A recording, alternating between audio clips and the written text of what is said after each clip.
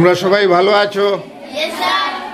আজ আমরা একটি বানান লিখতে কখন মূর্ধন্য ষ এবং কখন দন্তীয় ষ বসবে তা আমরা শিখব।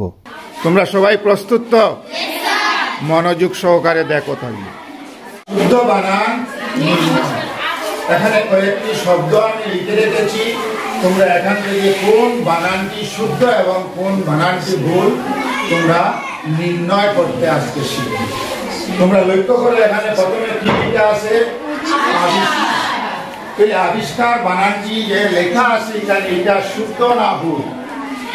যেখানে মূর্ধন্য ষ বা দন্তীয় ষ বসবে তার পূর্ববর্তী যে তার পূর্বের যে অক্ষর আছে সেই অক্ষরের উচ্চারণটা যদি রসই বা রসউ হয় তাহলে মূর্ধন্য ষ বসবে। বুঝছেন ব্যাপারটা? তার উচ্চারণ যুক্তাক্ষরের পূর্বের উচ্চারণটা যদি রসই বা রসউ হয় তাহলে কি বসবে? মূর্ধন্য ষ বসবে। তাহলে আবি আবি উচ্চারণটা কি হয়েছে? রসই হয়েছে। রসই হয়েছে তাইলে মূর্ধন্য ষ আছে। তাইলে কি আছে? তাইলে বানানটি কি আছে? শুদ্ধ। তারপরেটা দেখো পরিষ্কার করি কি আছে? তাইলে বানানটা শুদ্ধ না ভুল? শুদ্ধ আছে, মূর্ধন্য ষ আছে। নম নমস্কার বানানটা শুদ্ধ না ভুল? কেন ভুল? রসই নাই, তাহলে এখানে কি আছে? ও আছে। ও যদি হয় তাহলে আমরা কি বলব? দন্তীয় ষ। দন্তীয় ষ বসাই। তাহলে এই বানানটা এই বানানটা কিভাবে হইতে আছে? দন্তীয় ন ম দন্তীয় ষয় কয় তাই খায় এইটা হইল শুদ্ধ।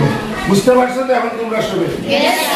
এর পরেরটা দেবো চাই তিরস্কার তীর তীর কি আইছে?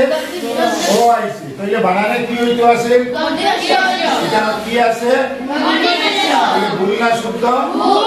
ভুল। তাহলে এটা কিরকম হইতে আছে? তরিস্কার র দন্তীয় ষয় কয় তাই খায় এইটা হইল শুদ্ধ তিরস্কার। তাহলে আমরা বুঝছি না অনেকটা।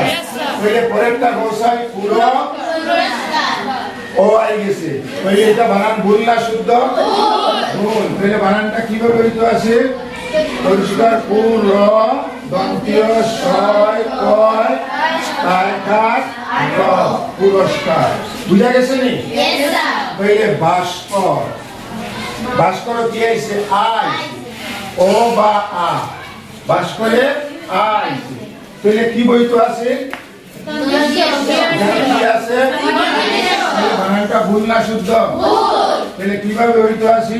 ভয় খাট বা দন্তীয় ছয় কয় তাই খাট ভাস্কর। এখন দেখো দুষ্কর কি হইতো আছে? এটা বানান শুদ্ধ না ভুল? দু কি আইছে? দু কি আইছে? তাহলে বানানটা শুদ্ধ না ভুল? বানানটা শুদ্ধ।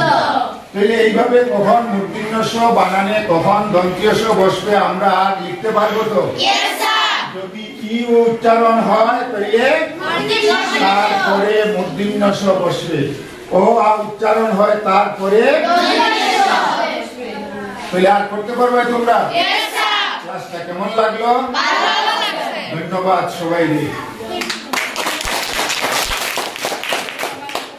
ভালো থাকো সবাই। ধন্যবাদ সবাইকে।